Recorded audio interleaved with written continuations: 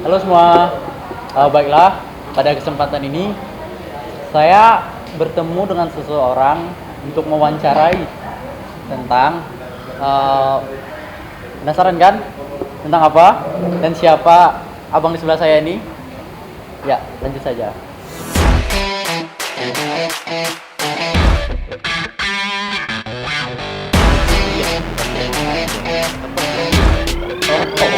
Oh ya. Baik bang, kenalan dulu kita. Oke, siapa? Saya Fikri. Oh, saya Vicky. Nama kita sama. Oh, nama kita sama ya? Kurang Dari lebih. Vicky itu. Abang siapa sih di kafe ini? Sebagai Tapi ini, siapa gitu? pertama ini bukan Profil kafe. dulu lah ya. Boleh. Bang, kenalkan diri ya bang. Ya, ini pertama ini bukan kafe. Ini warkop. Warkop Meet. Saya di sini itu sebagai pengelolanya.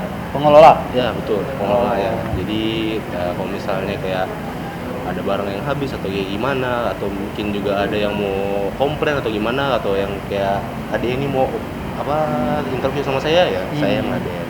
Oh. Saya di sini juga posisinya juga ngerangkap. Kita kan itu buka satu warnet, satu warkop. Saya itu pengelola keduanya. Oh. Berarti ada warnet di sini. Ada, itu di lantai 2. Masih beroperasi sampai. Masih. Oh. Jadi di atas full warnet. Full. Jadi kita itu kan pertama pas buka itu namanya itu Meet, bukan Meet. Bingung. Meet? Meet, bukan Meet. Bingung. Meet. Nah, pertama itu MID. Oh, meet, Nah, tengah. tengah. Kenapa namanya Meet? Itu karena dulu ini kan ceritanya ada 3 bos awal-awal.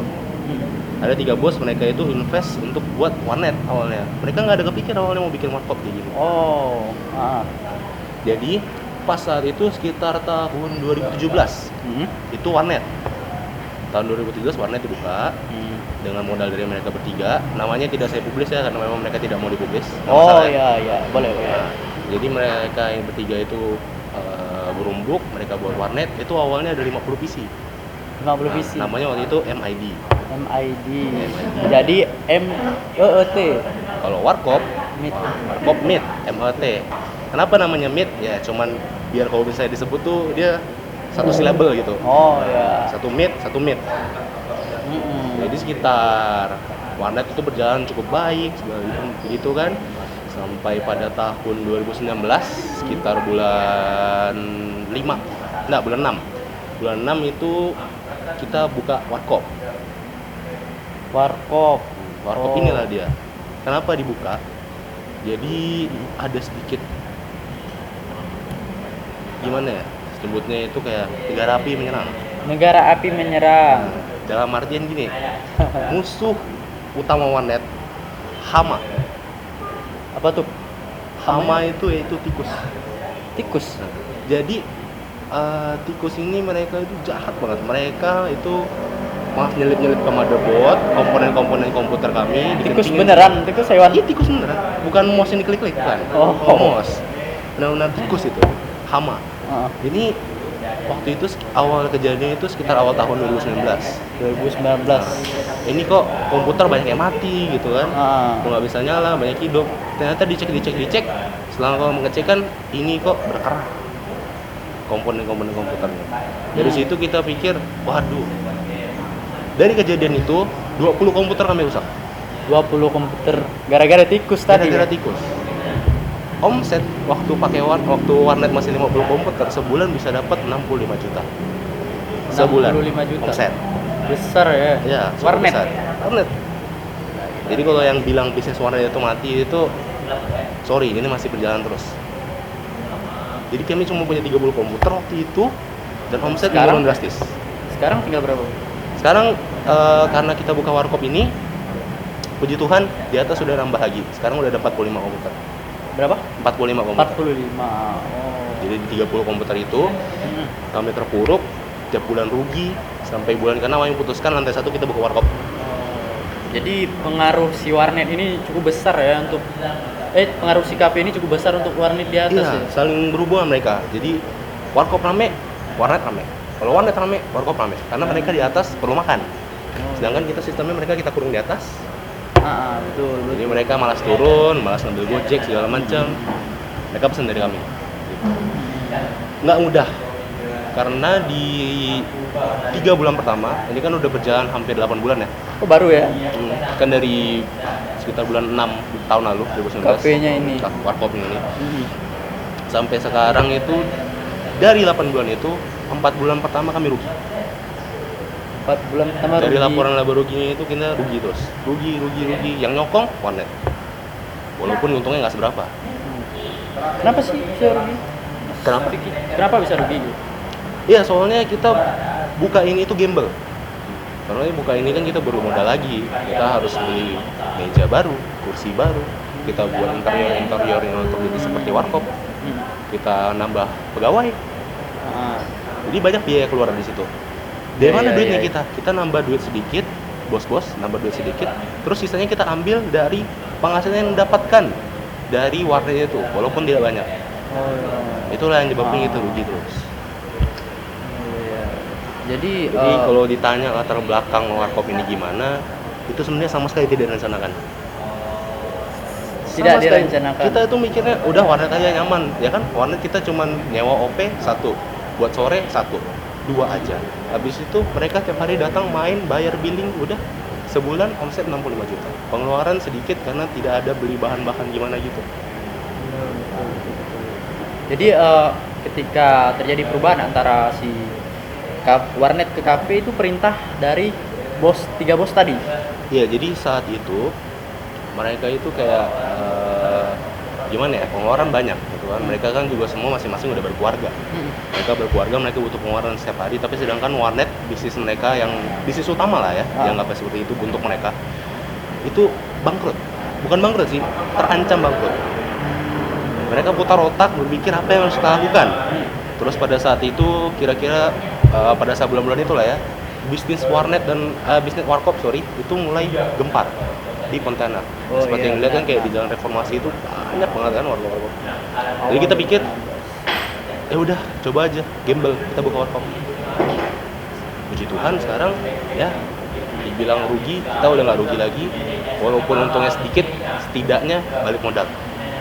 Berarti ada tantangan sendiri di antara kan menyeimbangkan lah, istilahnya menyeimbangkan warnet sama si kafe ini ada tantangan sendiri ya. Iya betul.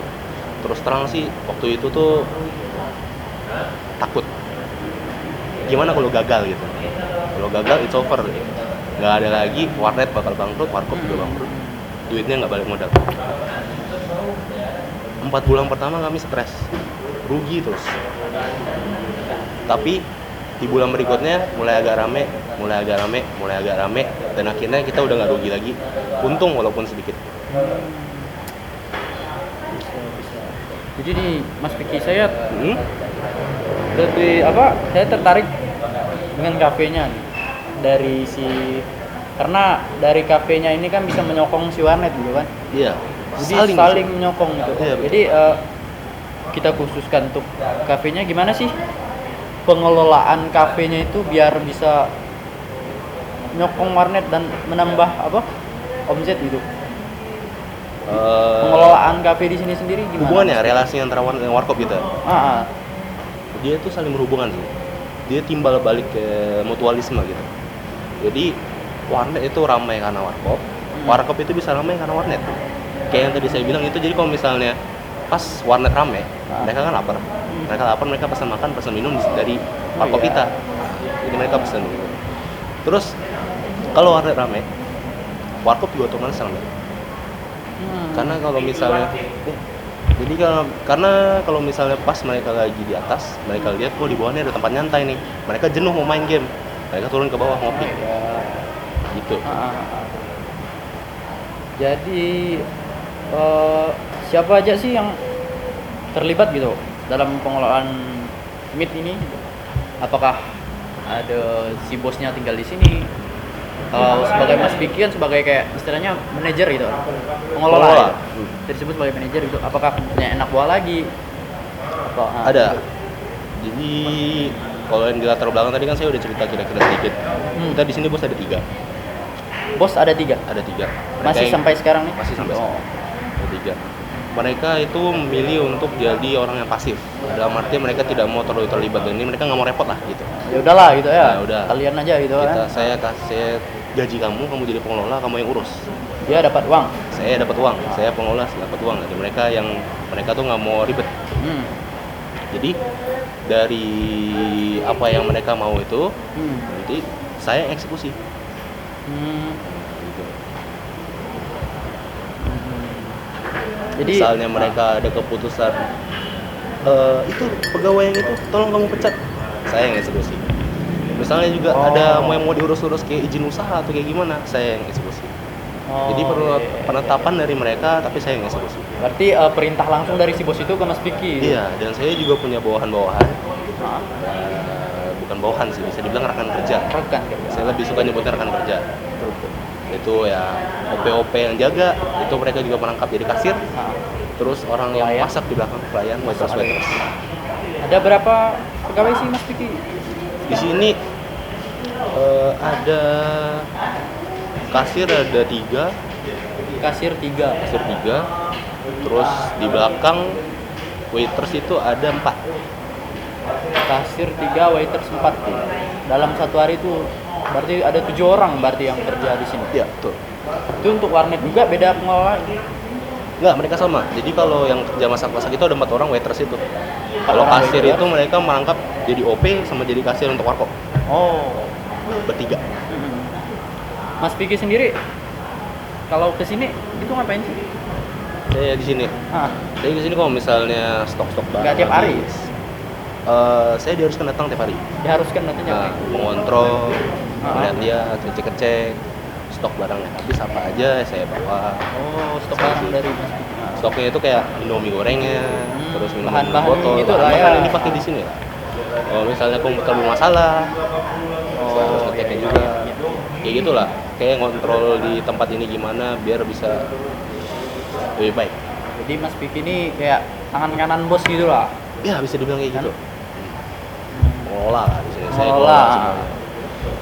Ya, jadi kan zaman sekarang nih Mas Vicky udah pakai masuk teknologi lah, dikit-dikit pakai teknologi gitu. Iya, betul.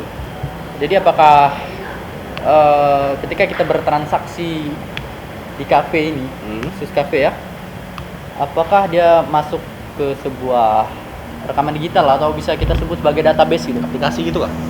Bisa disebut apakah menggunakan kasir manual atau apakah barangkali pakai mesin tik gitu kan? Kita pakai mesin aplikasi. Gitu. Pakai aplikasi gitu. Betul. Jadi saya jelaskan dari sistem pemasaran aja ya. Jadi pertama pelanggan datang ke sini. Pelanggan datang. Mungkin kalau yang nggak tahu nanti mereka bakal panggil waitersnya. Sekarang kalau kita di sini itu kita pakai sistem bell. Ada bellnya? Ada bell di sini. Jadi kalau misalnya mereka mau pesan, itu tinggal pencet bell aja. Ya. Nanti waiters kita datang, bang mau pesan apa? Terkadang kalau di restoran-restoran itu mereka ada menggunakan mereka nyatet apa yang dipesan nanti diulang. Kalau kita pakai aplikasi namanya itu Rene 2 Resto. Rene 2 Resto. Itu ada aplikasi. Jadi dia terhubung langsung ke database yang ada di komputer.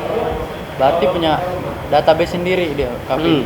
Jadi jika apa yang dipesan, misalnya saya pesan TS 1, terus Indomie goreng 1, nanti mereka tinggal tekan aja tombolnya ada di dalam HP, di aplikasi HP itu.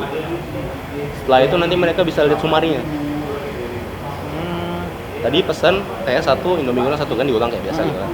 Habis itu kalau misalnya mereka udah bilang bener, ya betul, mereka tinggal tekan pesan, nanti langsung ke print struknya di dapur. Orang di dapur tinggal melihat, oh ini ada pesanan nih untuk meja ini, sudah ada nomornya juga. Lepas dari itu mereka tinggal buat aja, habis itu suruh orang yang biasanya yang di depan, standby depan, nganter makanannya ke orang yang pesan tadi. Pembayaran dilakukan pada saat mereka menerima makanan. Arti si kasir pesan ke orang yang kerja belakang, masak buat makanan. Kita fleksibel. Bisa juga waitress bisa mesan, atau pemesanan langsung ke kasir di meja OP juga bisa. Semuanya bakal berujung-ujung ke struk yang di print di dapur nanti. Apa yang keluar dari printan di struk dapur itulah yang akan dimasak. Iya. Jadi ketika barangnya nyampe gitu, langsung bayar. Pelanggan langsung bayar gitu. Bebas. Mereka mau bayarnya itu pada saat sebelum makanan dibuat. Biasa kan mereka ada yang mau main game, main game nanti kalau misalnya pesanan dibuat kan mereka main Mobile Legends lah gitu kan, anak zaman sekarang gitu kan. Terus mereka nanti pas datang gitu kan ditaruh makanannya mau ditagihin, kita nggak enak, mereka lagi main nanti ganggu atau gimana. Oh iya. Ya kadang kalau mereka mau bayar langsung ya silakan, atau mau bayar pada saat makanan datang nanti itu juga nggak masalah. Ya nggak boleh, jangan sampai pergi nggak bayar itu. Itu nggak boleh. Nah, itu nggak boleh. Itu bahaya. Oh iya iya. Jadi duit yang udah dibayarkan langsung masuk ke si kasir. Terus gimana nih? Apakah duit itu langsung diserahkan semua ke bos gimana? Enggak, itu saya yang ngambil. Mas Vicky yang ngambil? Iya, saya yang ngambil tiap hari. Jadi laci itu harus tiap hari dikosongkan. Satu hari diambil satu kali? Iya, setiap hari itu kan ada 2 shift. Oh ya nih, buka dari jam berapa sih? Kita buka kalau warkop itu 24 jam. 24 jam? 24 jam. Kita cuma ngikutin peraturan aja sih, karena nggak ada peraturan dari pemerintahan yang bilang katanya warkop nggak boleh buka. Yaitu nggak boleh buka 24 jam, jadi kita buka aja 24 jam. Iya. Jadi Mas Vicky ngambil duitnya dari jam 00 gitu gimana? Gimana sih? Enggak, saya kan ini datang, misalnya saya tentukan jadwal saya datang itu tiap hari jam 1 siang. Jam 1 siang ya saya datang, saya ambil. Berikutnya jam 1 siang saya datang ambil lagi. Berikutnya, jadi setiap jam 1 siang itu saya ambil. Kan otomatis saya dapat 1 hari itu kan. Oh iya. Berarti Mas Vicky ngambil duitnya langsung Mas Vicky kasih ke bos gitu? Enggak, atau gimana? Atau transfer? Enggak, saya sebagai pengelola juga saya kelola keuangannya. Jadi benar-benar saya pengelola gitu loh. Jadi semuanya itu saya gaji kelola. Gitu dari Mas Vicky juga? Iya, gaji juga saya yang kelola. Gajinya nih deh, duit uang cash atau? Kan saya bisa setor ke bank. Kadang kalau misalnya ada pegawai-pegawai yang mau via transfer ya saya transfer aja. Pun lebih nyaman kan, saya nggak usah capek-capek gitu atau masukin amplop. Jadi duit saya ambil dari kasir, saya bawa pulang, saya hitung di rumah sesuai enggak dengan aplikasi. Karena kita pakai aplikasi kita jadi tahu tuh pendapatan harusnya berapa, pengeluaran harusnya berapa. Kita sesuaikan per shift, betul nggak? Kalau betul ya ya udah. Kalau misalnya beda, saya tanyain ini kasir yang jaga, ini kenapa duitnya beda. Oh iya. Habis itu nanti di akhir bulan saya tabulasikan semuanya, saya buatkan laporan keuangannya. Habis itu baru nanti saya bagi-bagi gajinya, karyawan-karyawan yang kerja di sini, gaji saya juga. Mas Vicky sendiri? Iya, termasuk gaji saya sendiri. Di akhir bulan, setiap rapat kita ada rapat evaluasi, hanya berempat saja, saya sama bos-bos. Bos 3 itu sama Mas Vicky? Iya, berempat. Setiap bulan pasti? Iya, setiap bulan. Itu untuk bagi hasil. Bagi hasil? Ya. Oh. Setelah bagi hasil itu, ya kalau misalnya ada karyawan yang bermasalah ya dirapatkan, kalau enggak ya udah. Jadi uangnya langsung Untuk bos sendiri, si bos ini sering nggak sih kesini main-main gitu? Oh iya, ini bisnis mereka pasti ya, mereka datang terus ya. Mereka datang ya, mereka mau ngecek gimana sih bisnis gua nih katanya. Ya, apakah maju, apakah sepi gitu kan. Becus nggak pengelola yang udah dipercayakan tempat ini itu ngelolanya gitu. Jadi cuma modal kepercayaan aja ya? Iya, modal kepercayaan. Walaupun itu juga ya, saya dimonitoring dengan ketat, soalnya kan mereka juga bisa lihat hasil kerja saya. Saya kan input buat laporan segala macamnya kan juga di aplikasi. Di aplikasi yang mereka sediakan. Jadi ada apa-apa juga mereka bisa cross check. Misalnya saya input gajinya ini betul nggak sih? Sesuai nggak sih? Saya ngambil gajinya ini korup nggak sih? Kalau misalnya selisih kan mereka bisa lihat. Jadi data yang masuk ke komputer itu tiap hari masuk dan bisa diakses? Bisa. Siapa sih yang berhak akses? Yang pasti bos-bos. Bos-bos bisa? Dan saya. Mas Vicky. Pegawai yang di bawah, yang lainnya nggak bisa? Jadi basis data Mas Vicky yang bisa lihat. Terus apakah Mas Vicky juga berperan sebagai kayak soal apa? Pengelola gitu. Basis data enggak? Maksudnya gimana itu mengelola data? Maaf, mengelola data gitu. Pengelola dalam artian tiap akhir bulan saya buat laporan, itu termasuk pengelola nggak kira-kira? Jadi kan setiap akhir bulan itu kan saya buat laporan keuangan, saya tabulasikan saya pendapatan tiap bulan ini berapa, pengeluarannya berapa, rugi atau untung apa enggak. Oh, jadi masih perlu dihitung lagi? Iya, betul. Jadi enggak bulan itu kan ini terkadang ada yang boleh klik bulan udah keluar gitu. berarti Iya, masuk keluar manual. kayak gitu. Cuman itu kan ada yang kayak beban-beban, misalnya kayak pengeluaran gaji segala macam itu harus di-input tetap. Oh iya. Biar mereka bisa di aplikasi langsung keluar ya. Tetap harus di-input juga gitu. Dan harus dicocok dan disesuaikan juga. Soalnya kita nggak bisa percaya aplikasi 100% toh. Benar. Harus dicek-cek juga. Cara tentang Mas Vicky lah ya. Apa sih yang dari Mas Vicky sendiri perlukan untuk sistem pengelolaan kafe ini? Maksudnya gimana itu? Mas Vicky kan menemukan kekurangan-kekurangan yang mungkin Mas Vicky rasakan gitu. Yang apa sih yang Apa yang menurut saya perlu kurang di gitu? kafe Apa ini? yang gitu, perlu apa yang perlu direvisi atau perbarui mau itu aplikasi atau gimana gitu? Kalau aplikasi itu saya nggak bisa komplain, soalnya itu juga aplikasinya udah standar gitu kan, yang udah dipakai sama perusahaan-perusahaan lain gitu, misalnya yang bisa di luar negeri, mereka aplikasi itu, jadi saya nggak bisa komplain aplikasi itu. Cuman untuk dari yang saya lihat kekurangan itu cuman ini lokasinya itu sebenarnya kurang cocok untuk jadi warkop. Jadi lokasi ini nih. Lokasi tempat ini tuh nggak cocok. Kenapa? Karena ini kita posisinya di Purnama bagian dalam. Purnama bagian dalam itu mereka gimana ya? Kurang terkenal. Kurang terkenal juga, kita itu agak tutup. Oh iya. Kita mau potong pohonnya kayaknya nggak berani gitu loh. Nanti nggak boleh katanya. Nah, nanti masalah lagi. Jadi cuma strategi, lokasinya kurang strategis ya. Ya. Lokasinya kurang strategis. Jadi apa sih yang Mas Vicky harapkan untuk aplikasi sendiri itu? Misalkan ada aplikasi baru atau fitur-fitur gitu apa sih yang Mas Vicky mau gitu? Ya, saya mau yang kurang dari aplikasinya gitu kan? Fitur yang Mas Vicky harapkan lah jikalau ada gitu, yang mungkin bisa ditambahkan untuk mempermudah kerjaan Mas Vicky sendiri.